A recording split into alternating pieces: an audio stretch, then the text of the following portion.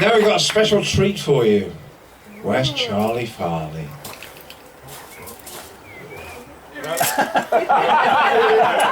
He's fucked off. He's walking out. Charlie Farley's gone.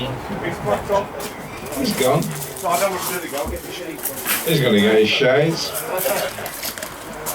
Well, we could talk about comedy, we could talk about anything, you see. What happens is, somebody said when you get up in front of a comedy audience, you pick someone in the audience and you say, hello, what's your name? And it's usually somebody you know. Well, it is here anyway. And then you ask them what they do for a living. And you couldn't give a fuck what they do for a living, really. It's just something to pass the time, because you don't really want to know what the name is. You don't really want to know what they do for a living. It's just that you can't think of anything else. So let's try it. Hello, gentleman at the back there, drinking the Coke. What's your name? See, he's talking, he couldn't give a fuck. I don't want to know who he is. He doesn't want to know who I am. So there you go. That's that one. So we'll do it again, shall we? Don't talk through the act. No, you carry on. You help yourself. No, Tony, Tony, tell him how long you've been in this business for.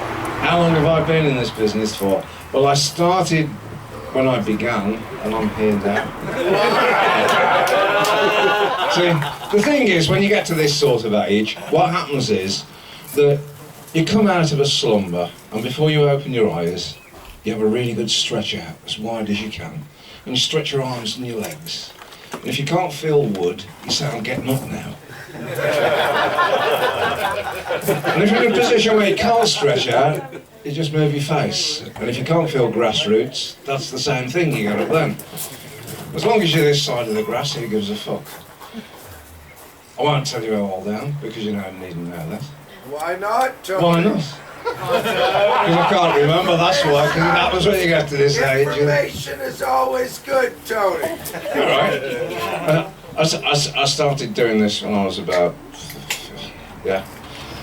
I started at 16, Tony. Did you? Yes, I am. I'm 49 now. 16 and 49, I started at around about 17 or 72. Wow! And you made it all the way to bushfest. Big time! We love you greatly! We're winners, Tony. Yeah, we're winners all the way. Well, you walk up to Cradley now and you look around and you think, fucking hell, this is the sort of place that should be helping the police with its inquiries.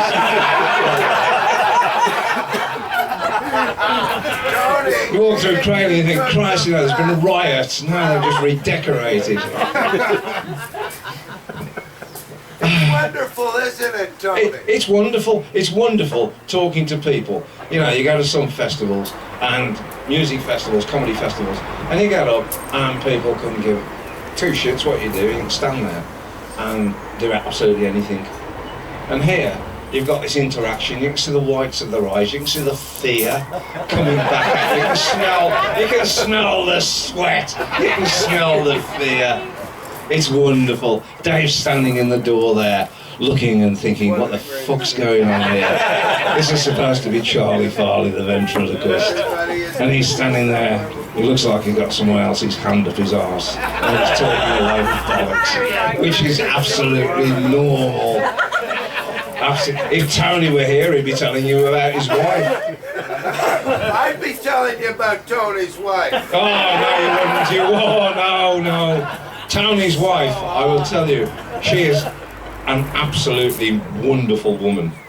They were on holiday in Wales and they were walking across to this pub, and in the field, as they were walking across, there were a herd of cows.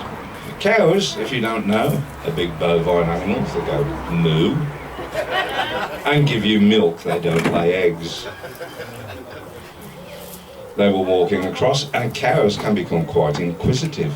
If they become inquisitive, they herd around you, they can jostle you and knock you over. Well, Tony and Mel are walking along, a cow comes up, moos, gets inquisitive, so what does Mel do?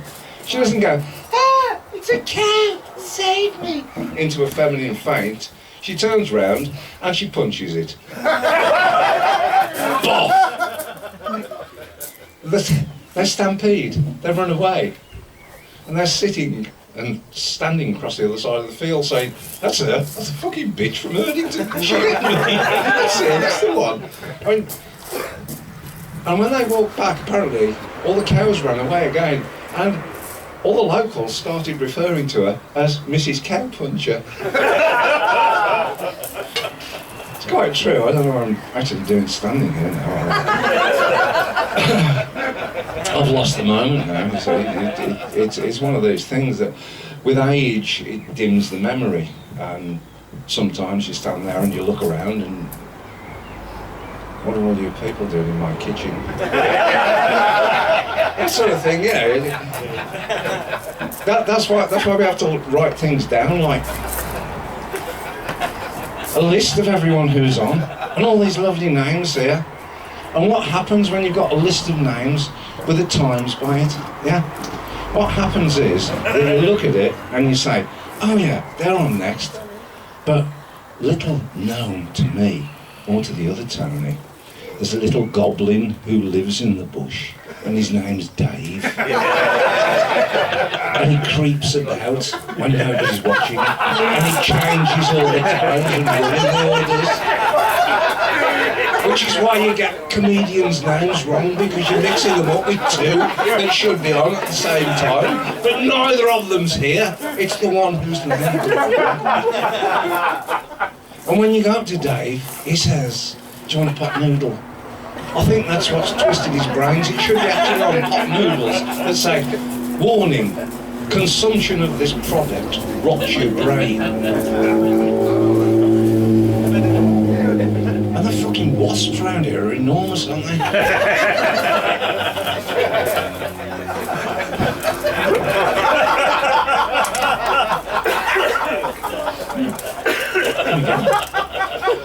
And there's a pigeon that keeps coming and sitting on that roof over there. And I keep looking at it, I'm just waiting for it to come over here. Because I remember my granny saying that if you have a pigeon come and sit on the roof over you, you're going to die. It's true, that is. It's true. It's an old Staffordshire thing, that if you have pigeons come and sit on the roof, you die. And it's true. My granny had pigeons sitting on the roof, and she died. It's true. 74 years later, like. Tony, there's no Charlie. There's no Charlie. Ladies and gentlemen, can you put your hands together for Figment? So they've been truckers. See? That nearly worked, that bit. Right, I'm waiting for somebody who's not coming, so what we're going to do... We'll have a 5-minute break, so you can go and turn your bikes round, have a drink, fill your glasses up, and we're then back with Daryl Hembrough to open up.